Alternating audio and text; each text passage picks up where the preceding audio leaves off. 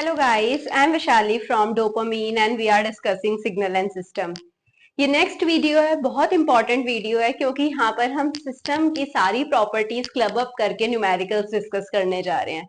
अगर आपने ये दो न्यूमेरिकल्स अच्छे से समझ लिए, आप कोई भी सिस्टम आपको दिया जाए, आप उसकी सारी प्रॉपर्टीज बता देंगे बड़े आराम से. Let's start our discussion with the first question for the day, which is yt is integration from minus infinity to 2t x tau d tau. अब हमें 5 सिस्टम की प्रॉपर्टीज यहाँ पर बतानी है कि सिस्टम विद मेमोरी है, विदाउट मेमोरी है, स्टेबल है, अनस्टेबल है, कॉजल है, नॉन कॉजल है, लीनियर है, नॉन लीनियर है, टाइम इनवेरिएंट है या टाइम वेरिएंट है. So let's start a discussion with the first part जो कि है मेमोरी. हम सब जानते हैं सिस्टम में मेमोरी तब होती है जब वो पास्ट और फ्यूचर इनपुट पे भी डिपेंड करता है विद प्रेजेंट इनपुट. अगर हम इस सिस्टम को देखें, yt is minus infinity to 2t x tau d tau.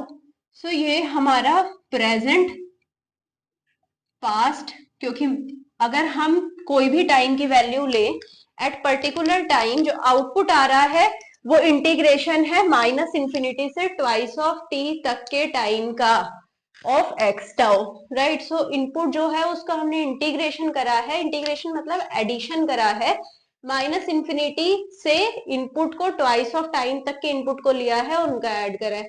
Basically past input पे तो डिपेंड कर ही रहा है, फ्यूचर इनपुट पे भी डिपेंड कर रहा है, क्योंकि लेट सपोज अगर t हमारा 2 सेकेंड है, 2t हमारा 4 सेकेंड हो जाएगा.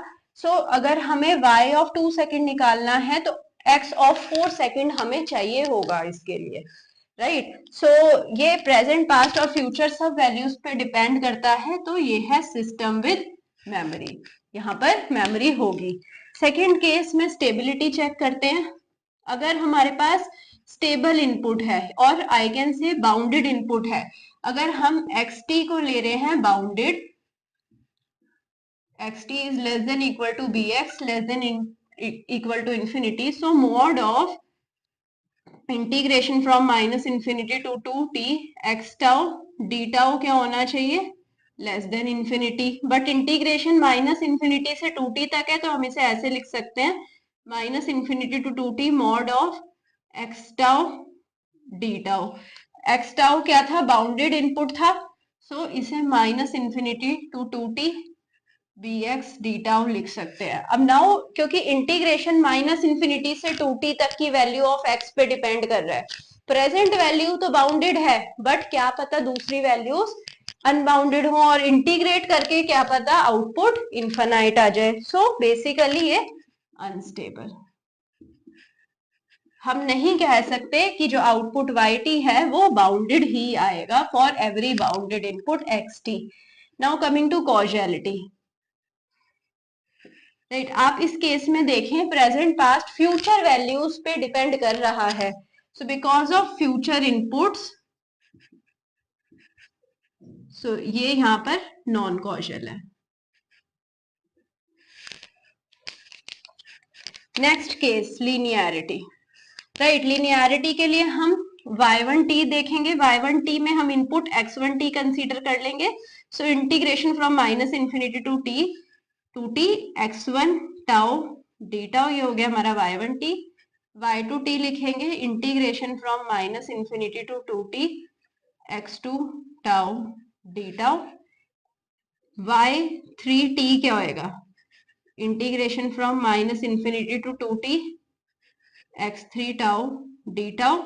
अब यहाँ पर x3 टाउ क्या है, x3 tau is a1 x1 tau plus a2 x2 tau. यहाँ पर रिप्लेस कर देते हैं.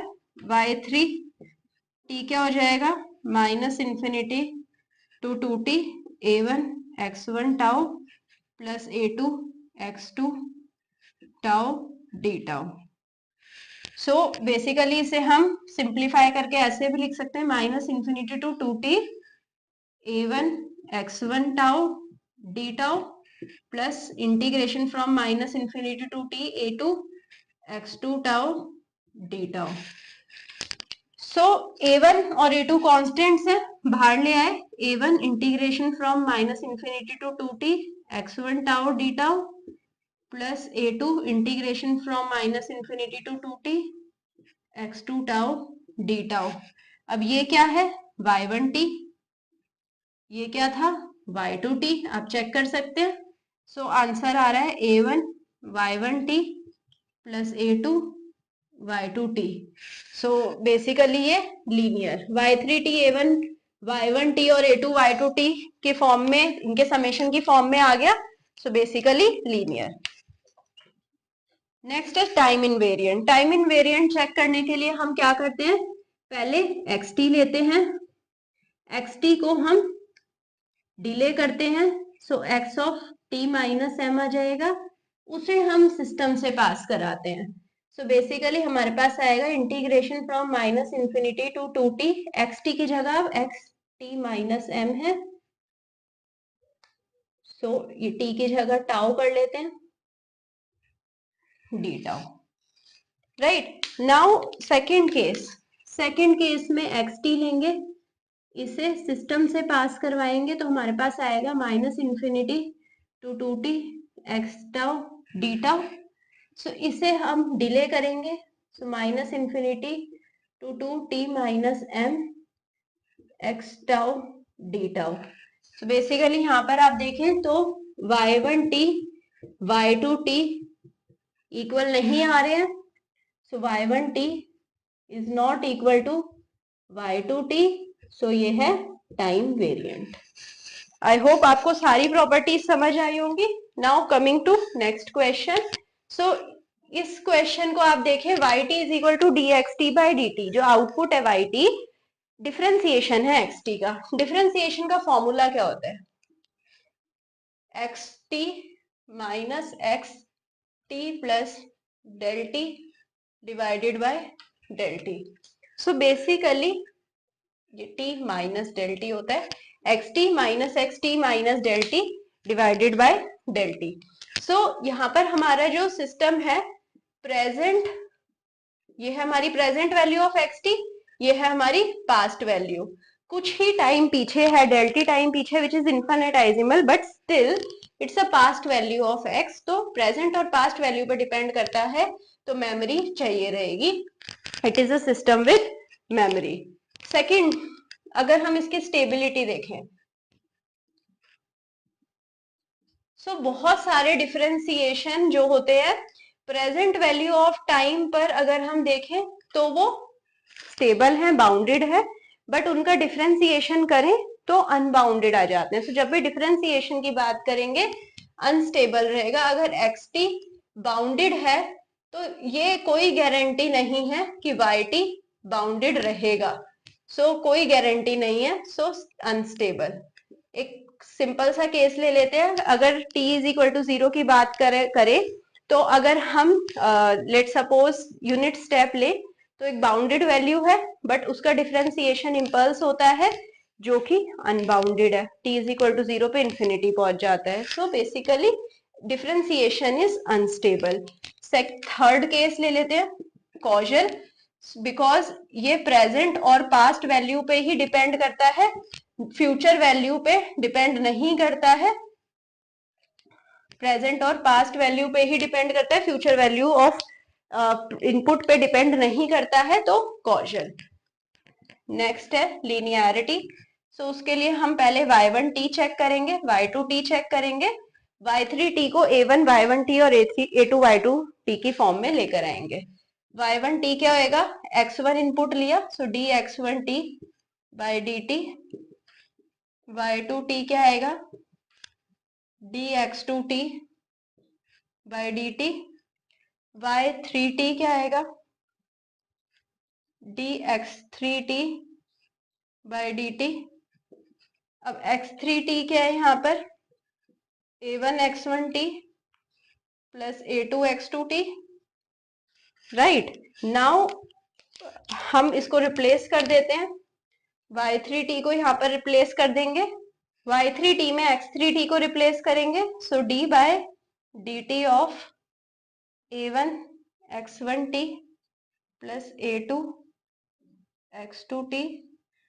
सो हमें पता है कांस्टेंट बाहर आ जाता है डिफरेंशिएशन से, so a1 d by dt of x1t plus ये कांस्टेंट भी बाहर आ जाएगा d by dt of x2t। अब हमें पता है d by dt of x1t क्या था, y1t। सो इसे हम लिख सकते हैं a1 y1t प्लस a2 ये d by dt of x2t is y2t।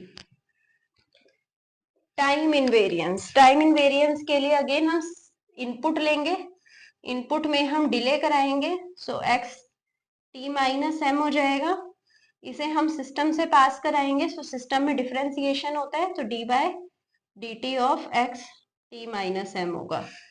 Now second case में हम क्या करेंगे, एक्स टी लेंगे, इसको सिस्टम से पास कराएंगे, d by d t of x t होगा। अब उसमें डिले प्रोड्यूस करवाएंगे, so d by d t of x t minus m. अब आप देखें ये y1 t है, ये y2 t है, y1 t is equal to y2 t आ गया है इस केस में। सो ये हो जाएगा time invariant. So I hope आपको समझ आ गया होगा कि कैसे सारी प्रॉपर्टीज किसी भी सिस्टम के लिए प्रूव की जा सकती हैं। नेक्स्ट टाइम आप कोई भी सिस्टम देखें, ट्राई टू फाइंड आउट कि इन सब प्रॉपर्टीज में से वो कौन कौन सी प्रॉपर्टीज फॉलो करता है और कौन कौन सी नहीं। अगर कहीं पे भी आपको कोई भी डाउट आता है कमेंट सेक्शन में डाल दीजिए। In the next class we will discuss the properties of LTI system. So meet me soon there. Till then, bye bye, take care, thank you.